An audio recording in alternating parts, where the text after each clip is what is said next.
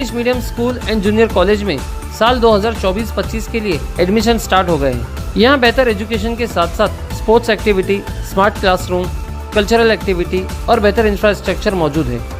यहाँ क्वालिफाइड और experience teachers हैं जो कमज़ोर बच्चों का खास ख्याल रखते हैं। पिछले 15 सालों में हुदा स्कूल से काफ़ी होनहार बच्चे पास आउट होकर समाज में अपना मुकाम हासिल किया है। हाजी उमर मूसा एजुकेशन ट्रस्ट द्वारा संचालित Huda English medium school and junior college of arts, science IT and commerce IT at 5th Nizampura opposite Ram Bhavan hotel Bhiwandi. शुरू करें।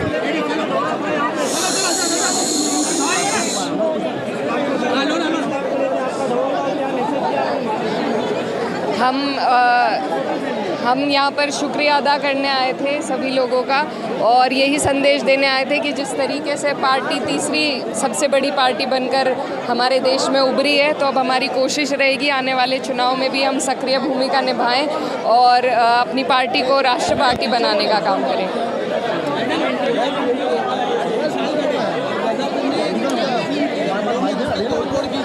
मस्जिद पर हमला किया गया है, उसको लेकर असेंबली में किस तरीके से आवाज़ उठाओगे आप? देखिए, ये सबसे पहले तो ये बौखलाहट है क्योंकि जिस तरीके के परिणाम 2024 में देखने को मिले, भाजपा की राजनीति ख़त्म होती जा रही है और उन्हें सिर्फ एक तरीके की राजनीति करनी आती है, फ़िरका परस्त और भेदभाव वाली।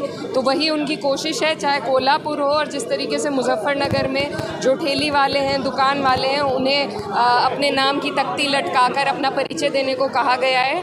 तो दोनों में ही एक भेदभाव का संदेश है और यही राजनीति भाजपा करनी जानती है। आपके नेतृत्व का सवाल है माननीय अखिलेश यादव से। जी, आपने कहा तीसरी पार्टी संसद में बनकर उभरी है समाजवादी पार्टी, कांग्रेस भी है।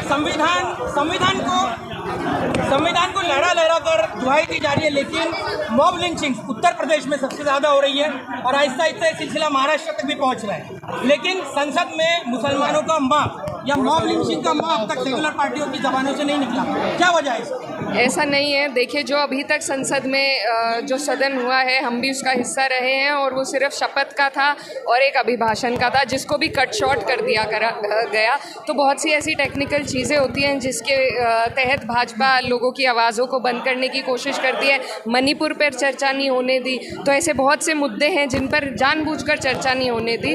और क्योंकि हम विपक्ष में हैं, हमने वहाँ पर पूरे वक्त जब प्रधानमंत्री बोले तो प्रदर्शन भी किया।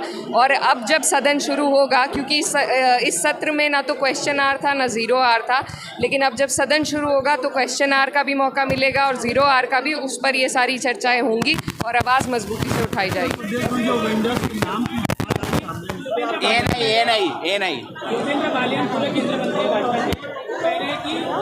समाजवादी पार्टी है, जातीय जनता दल योगी आदित्यनाथ ने इस तरह का जारी नहीं किया है। जी, क्या फल और सब्जी बेचने वाले का जो मामला है, नाम हाँ, ऐसा कहा है कि समाजवादी पार्टी जातीय जारी नहीं किया।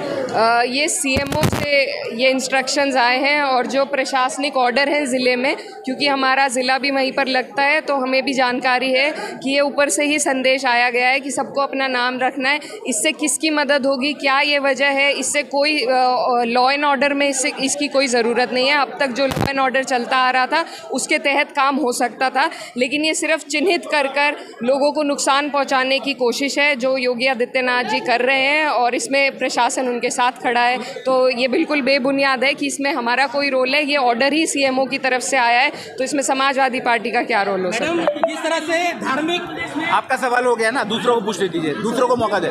किसका सवाल रह गया?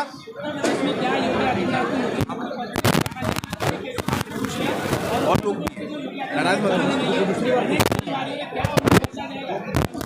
देखिए, अभी बहुत सी चीज़ें में उथल रही है और हमें लगता है कि भाजपा जिस तरीके से हारी है उत्तर प्रदेश में, तो उसी की बौखलाहट के तहत वो कोई ना कोई कदम उठाने वाले हैं। और मैंने बहुत पहले भी कहा था कि लखनऊ और दिल्ली को आपस में एक दूसरे की राजनीति रास नहीं आ रही और उसी के ये रंग देखने को मिल रहे हैं। तो कुछ ना कुछ ज़रूर ऐसी सुगबुगाहट है, लेकिन क्या है उसकी क्लैरिटी हमें नहीं है। मैडम इलेक्शन का असेंबली इलेक्शन पे क्या असर पड़ेगा? बहुत देखिए, एक ऊर्जा पार्टी को मिली है और एक उम्मीद जगी है तो हमें पूरी उम्मीद है कि इसी उम्मीद पर हम लोग सब मेहनत करेंगे तो कामयाबी हासिल होगी और 27 में हमारी सरकार बनेगी। मैडम, जिस तरह से धार्मिक यात्राओं को और धार्मिक त्यौहार